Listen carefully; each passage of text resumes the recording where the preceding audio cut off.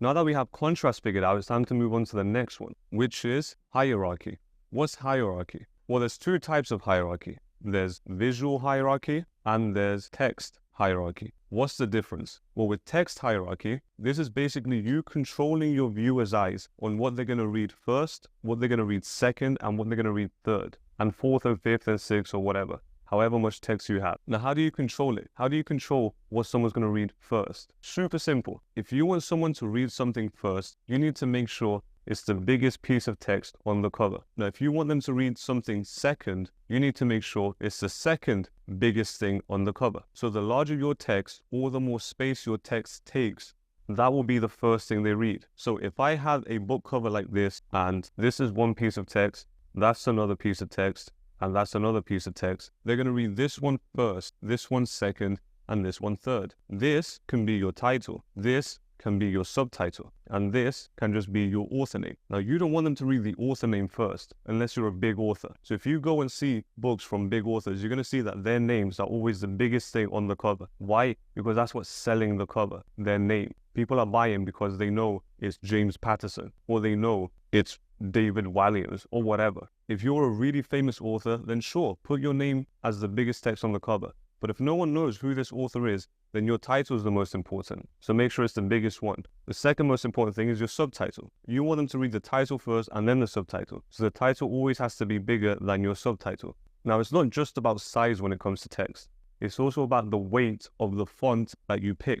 So before we talked about fonts, you can have some big, thick fonts like this. So they're going to be bold or whatever, and they're nice and thick and they're easy to read. And you can also have light fonts, which is the same thing, but it takes up a lot less space. The color of the font or the weight of the font takes up a lot less space. So people are more attracted to bold letters than they are to thin letters. So if you want them to read something first, not only can you make it bigger, you can also make it bolder, make it thicker, make it take up more space. Now, if you want them to read the second, you can use the same font, but if one is bold and the other one's thin, they're going to read the bold one first and the thin one second. So you can control what people are reading by determining the size of your text and the weight of your font. Weight is basically how thick the font is or how much space that font takes. So that's how you use hierarchy effectively when it comes to text. But what about when it comes to visual hierarchy? What's visual hierarchy? Well, that's the same concept, the same thing, but this time it's with images or illustrations. What do I mean by this? Sometimes you want people to see something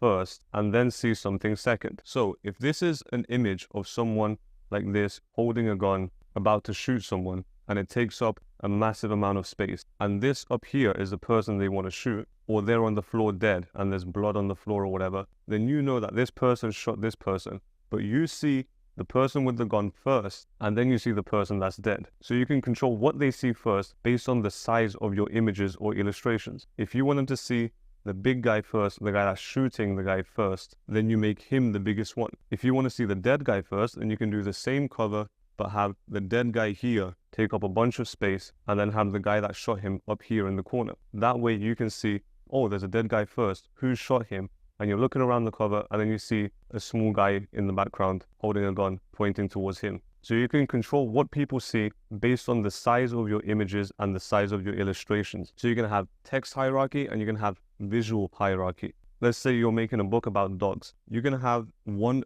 big dog here take up a bunch of space, and then you can have other small dogs in the background. This is also visual hierarchy because this big main dog attracts attention first, and then your attention goes towards the little dogs in the background. So that's also a form of visual hierarchy. Now, if all the dogs are the same, then that just gives you a boring cover. If there's no hierarchy, then your cover is super boring. People don't know what to read first. If all your texts are the same size, or all your visual images or illustrations are the same size, that's a very boring cover. So not only can you make more interesting covers using hierarchy, you can also control what people see first or what people read first, which is extremely powerful to know. Now, what I'm showing you right now are the basic principles of cover design. We're going to get into more advanced principles later on, and those advanced ones are the ones that are going to make you super professional. If you can master the advanced ones, you have a massive advantage over everyone else in your niche.